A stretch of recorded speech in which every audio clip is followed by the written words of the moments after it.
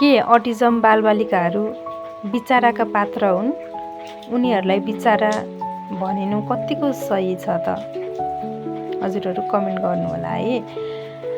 म चाहिँ भन्छु अटिजम भएका बालबालिकालाई बिचारा भन्न बन्द गरिदिनुहोस्। उनीहरू बिचाराका पात्र होइनन्। उनीहरूले यो संसारलाई फरक तरिकाले बुझ्छन् होला, तर उनीहरूलाई हाम्रो दया होइन, बुझाइ, स्वीकार र अवसर चाहिएको छ। बिचारा शब्दले चाहिँ उनीहरूको क्षमताभन्दा पनि कमजोरी पक्षलाई अगाडि ल्याउँछ।